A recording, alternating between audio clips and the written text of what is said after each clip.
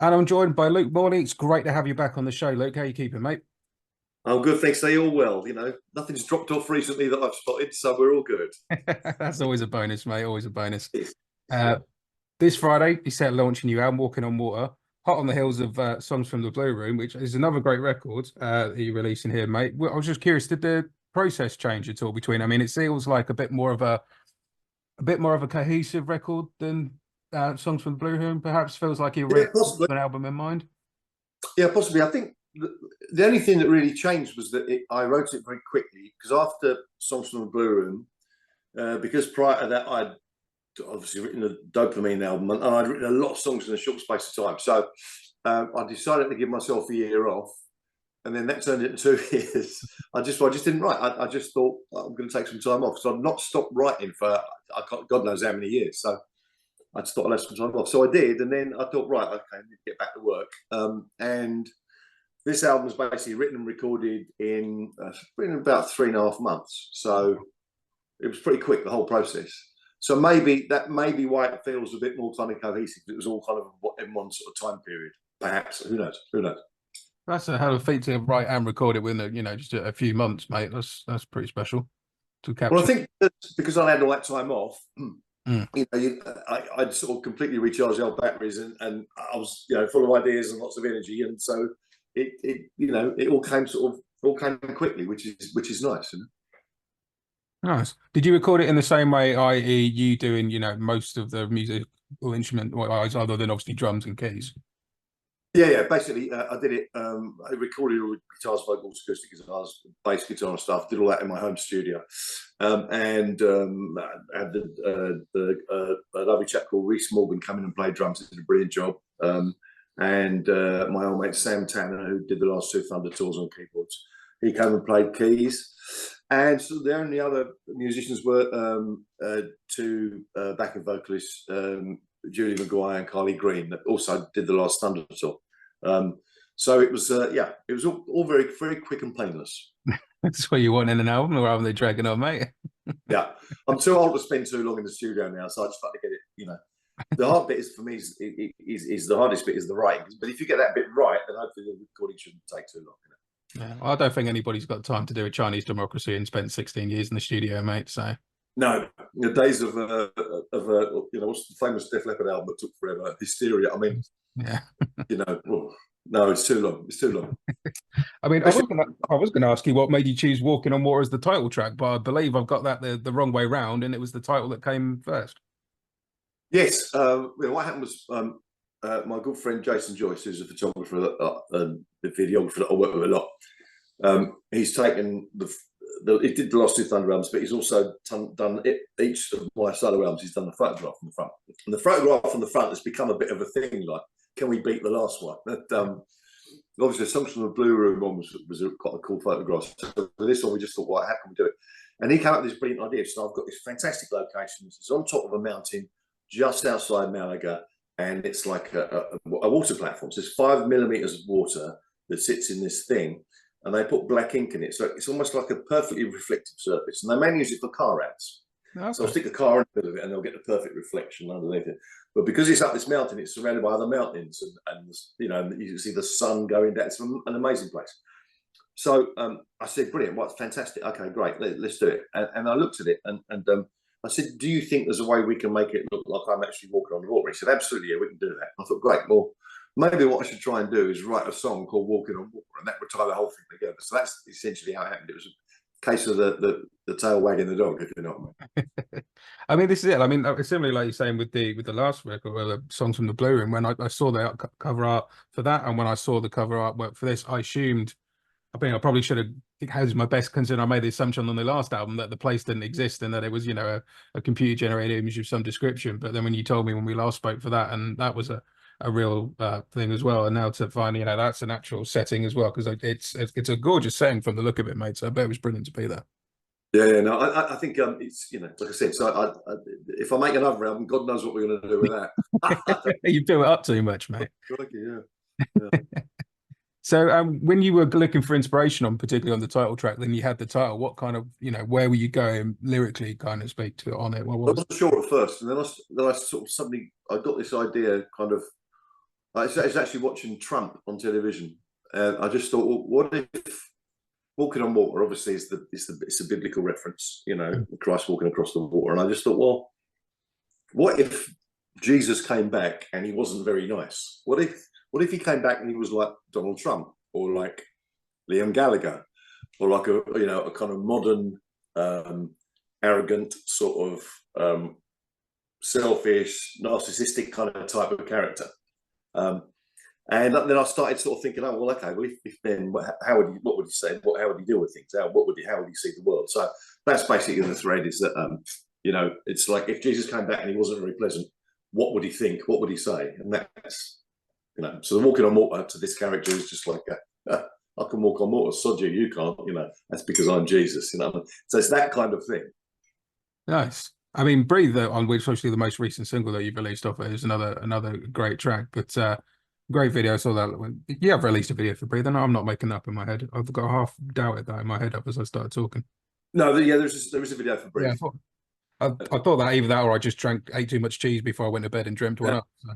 No, that's quite an interesting one because it was shot in an immersive room, which is I don't know if you watch Star Trek, with the holodeck where they go into a room, it can be anything, it can be anywhere. So they can be in a rainforest, they can be on top of a mountain. And a friend of mine who started this business a couple of years ago, sort of building immersive spaces mainly for use in hospitals. So, you know, for people who are having chemotherapy and things, they can go and sit in a nice kind of environment and choose what they want. And for kids who are ill, it's even better because they can go in there and they can be anywhere they want to be, you know. So, and it's a very clever thing. And there's various projections and they project things onto the wall. And my friend very kindly said, okay, well, if you want to come and use the room, do. So we had to kind of think up a way of doing it. And yeah, so it makes for some interesting visual trickery and some interesting ideas. But yeah, it's always great to try new things, isn't it? Yeah, absolutely, man. It's good to spread it out. I mean, one of the things that struck me on the album, I mean, I could be talking rubbish here, but it feels like you're more confident in your own voice on this record. That you've kind of, you know, obviously, you know, we all know, you know, you did all the songs, you know, wrote all the songs for Thunder, and you know, songwriting side, guitar playing wise, everybody knows your caliber there. But I think, I don't know, did you feel like you've proven to yourself with the last record a bit that you got the pipes as well to carry these songs off? Yeah, I mean, I think obviously making the last album, with the last album being so sort of well received, because I've always seen myself as really a songwriter, really, and who plays a bit of guitar. So the singing thing, obviously, I'm very lucky in my career. I've worked with so many fantastic singers, you know, Danny, obviously, Peter Shoulder, you know, I did a bit of time with Robert Palmer. So, you know, all of these incredible singers. So singing wasn't even really something that I had to worry about too much. Although I always did it a little bit, but never thought about it too much. And then, obviously, with the last album, you know, okay, right, I'm going to have to sing it. How am I going to do it? We'll do it this way. I think probably with this album, maybe at the point of writing, all of the songs were written specifically for me to sing. So I guess that kind of helped. And also the process of going through the last album, going out and doing the tour, and actually really enjoying it, because I wasn't, prior to doing that last tour, I wasn't sure if I was going to enjoy the process. But I did. I thoroughly enjoyed it, and yeah. So maybe I went into this one not as kind of concerned about the singing. I just went in and did it and didn't think about it too much, you know.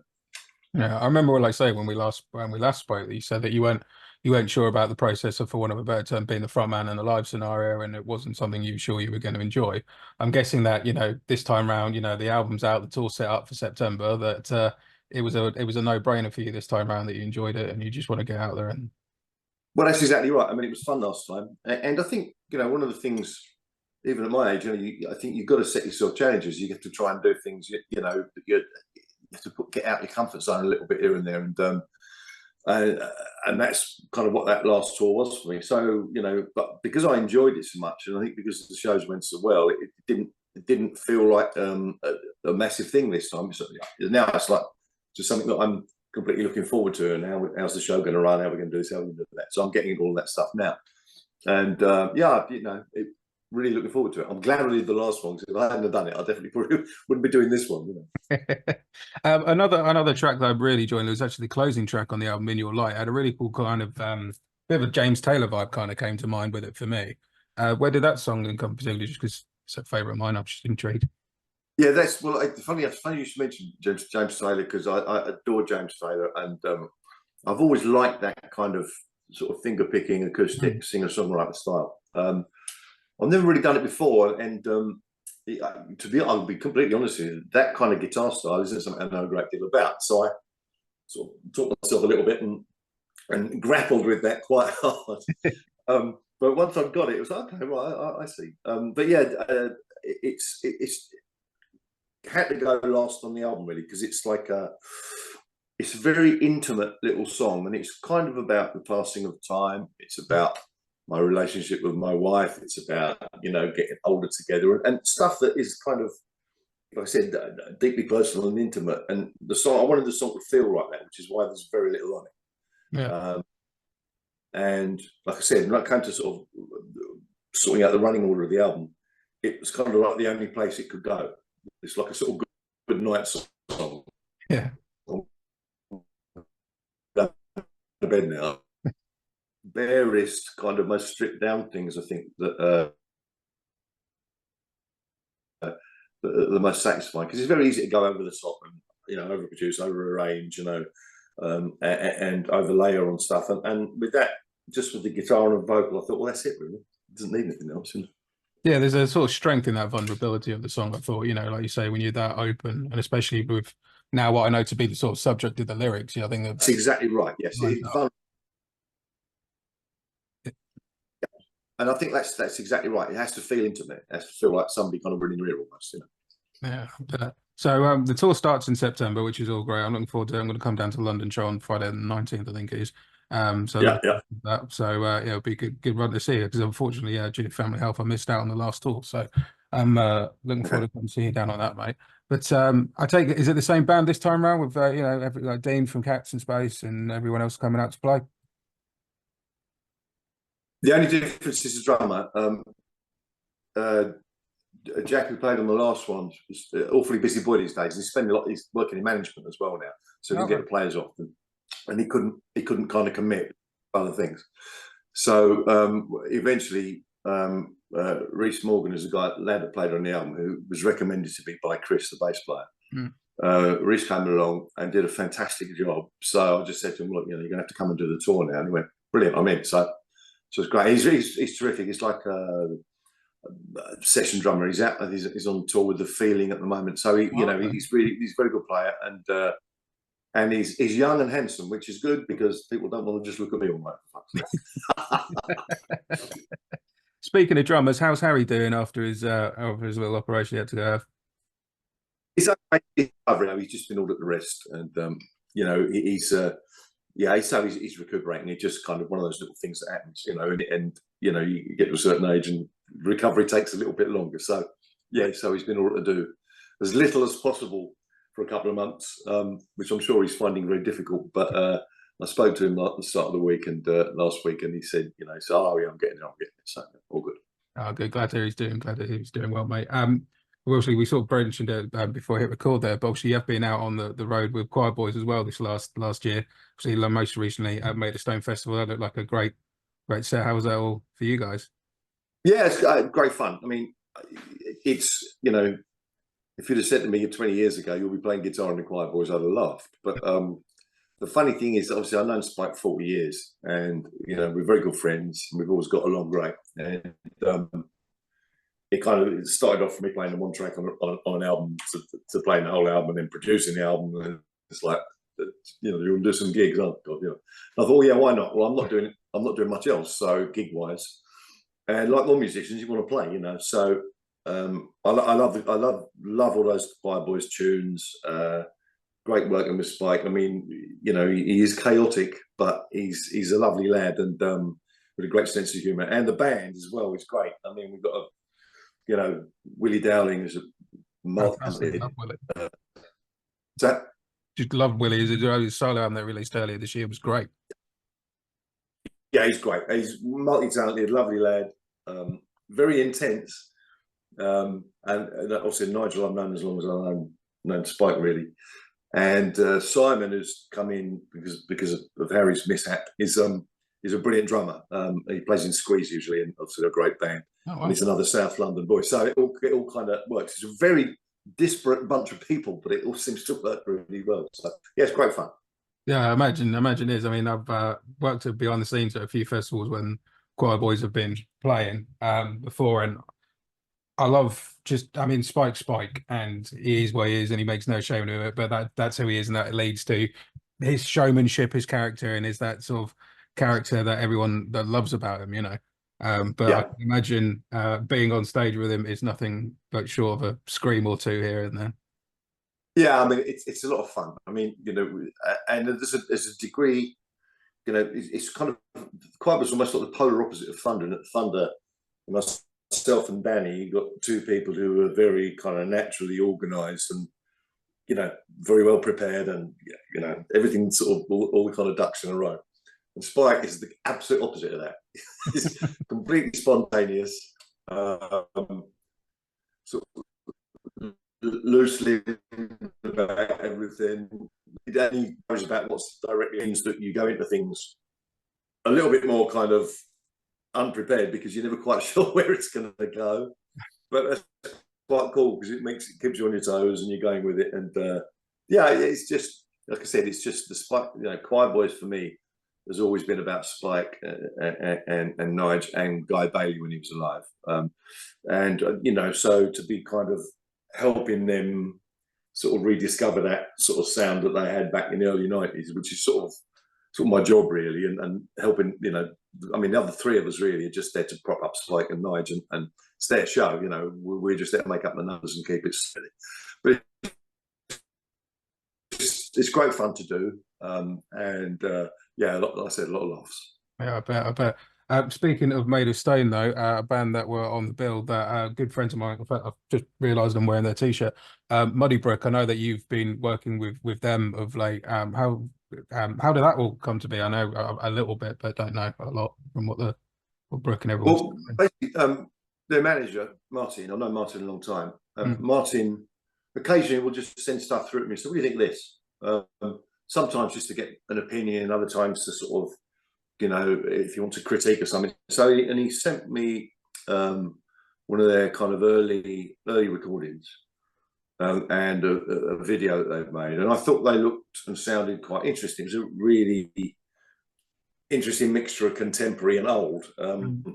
And I thought that Harriet had a really kind of interesting voice. And obviously I'm big on singers, you know, that's quite important to me. And so I just thought, so I said, well, you know, if they're up for it, why don't we just sit down and meet and maybe try and do a bit of writing and see how we go. So, you know, I met them and thought they were, you know, really nice people. And really went from there. And you know, I just said, you know, look, I'd really like to produce you guys. If you think it would work, why don't we sort of try it? And that's kind of how it happened, really. And you know, it was an interesting journey, I think, for them and for me as well, because you know, I'm sure they won't mind me saying, but they're quite naive in the process of recording. You know? Yeah, cool. And obviously, you know, I'm 158 years old, so I've done loads of albums. So there was kind of bridging that gap, and you know, some of they were learning sort of on the hoof sort of thing as they were going, and so that made for some sort of slightly frustrating moments and some really enlightening moments as well. Because out of that naivety comes fantastic things sometimes. And someone says, "Well, why can't we do it that way?" And you go, "Oh, yeah, I hadn't thought. Yeah, let's try that." You know, so there's a lot of give and take involved in the process.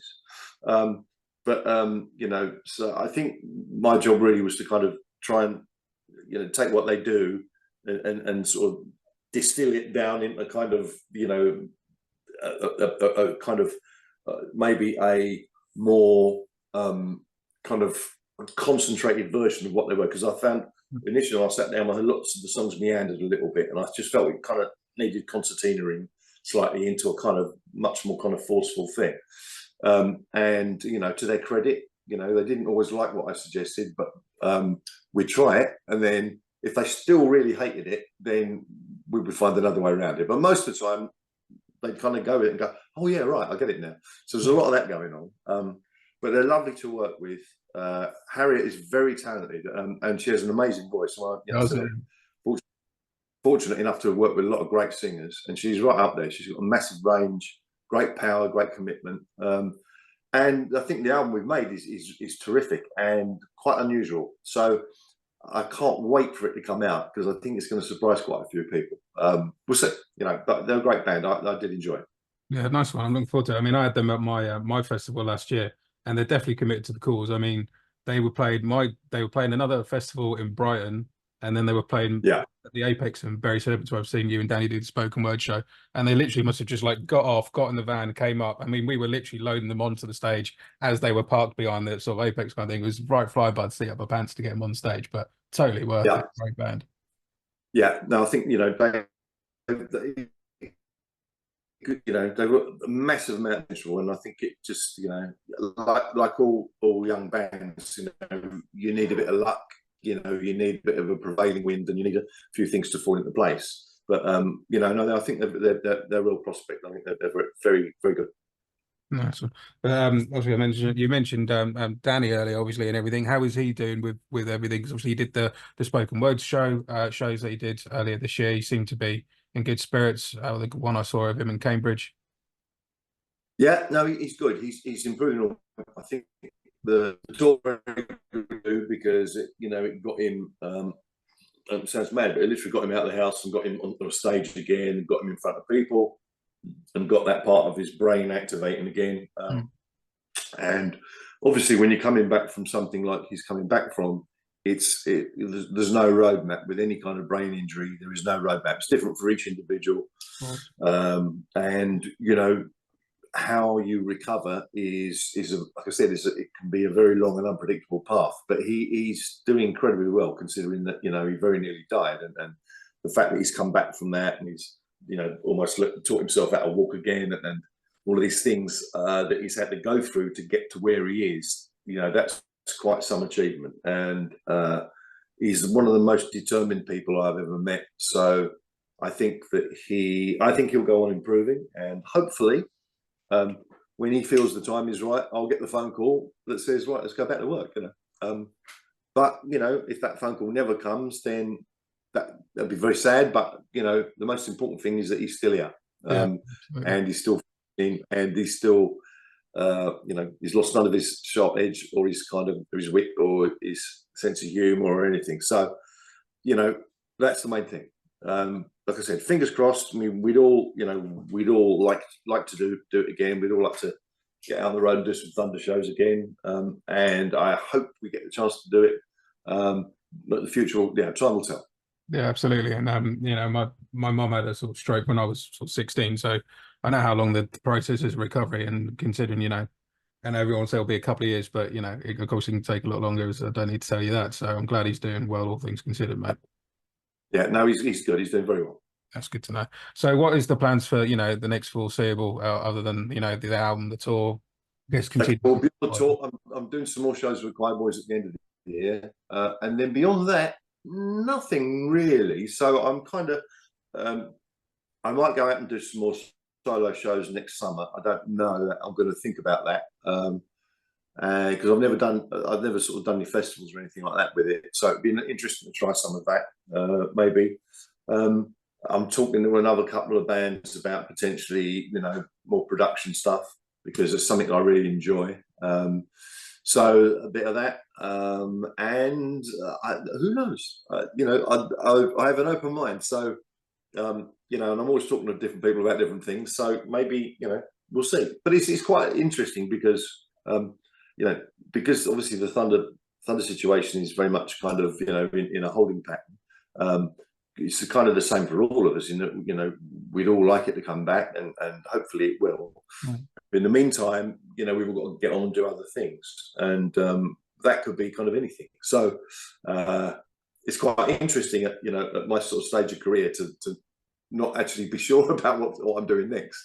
But it's just a bit of a worry, and it's exciting as well. So I don't know.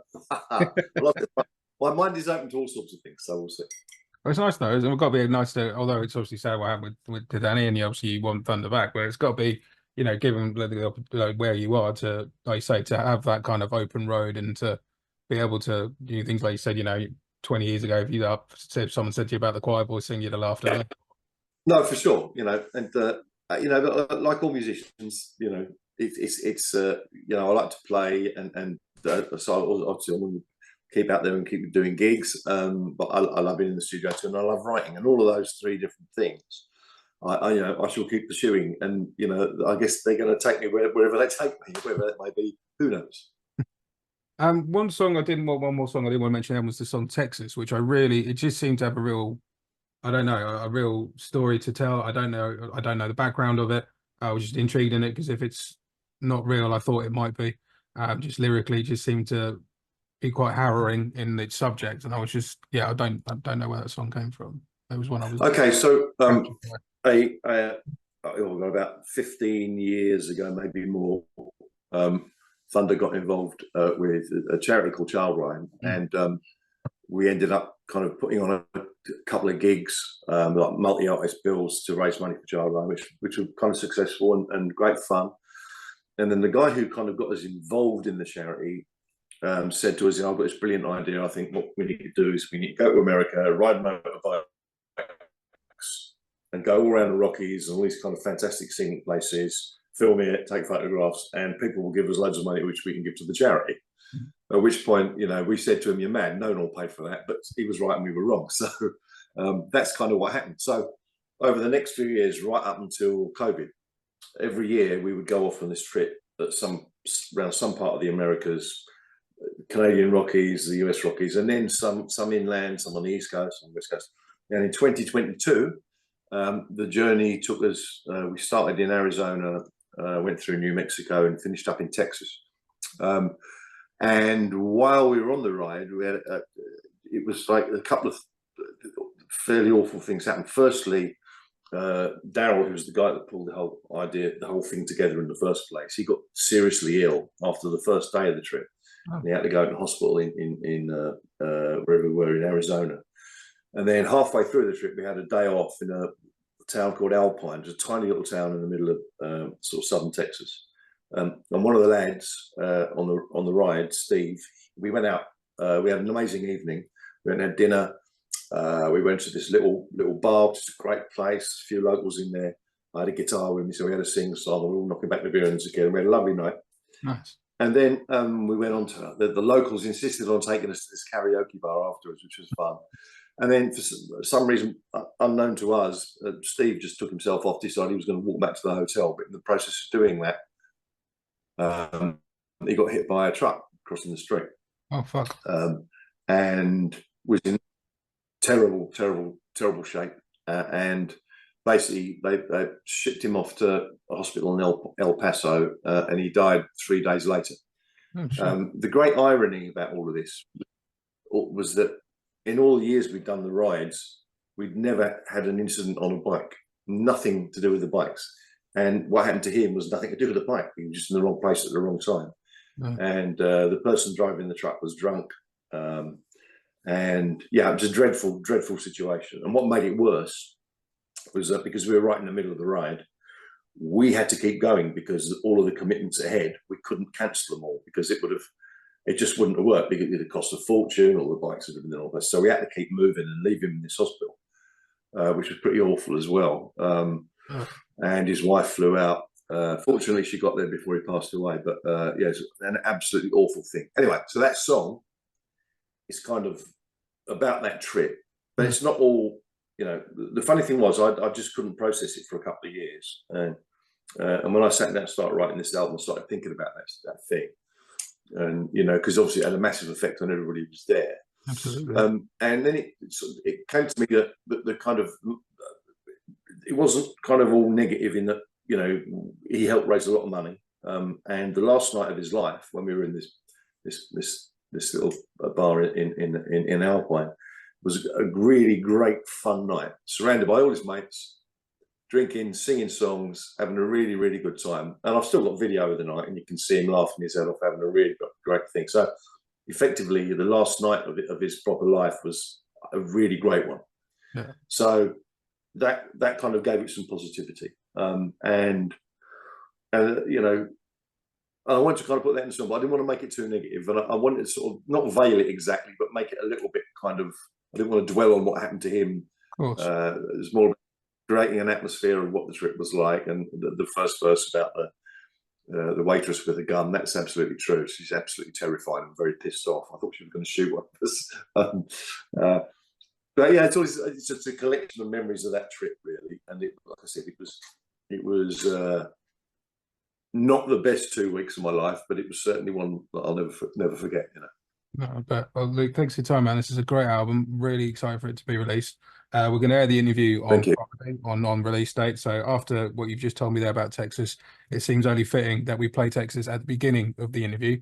But what's off the album would you like us to play at the end of the interview? Oh, at the end of the interview, crikey, that's a good one. Why not Breathe, as it's the current single? Okay, mate, we'll lock that in. Luke, thanks for your time again, mate. It's been great to catch up with you, pal. Okay. Cheers, mate. Appreciate it. Take care.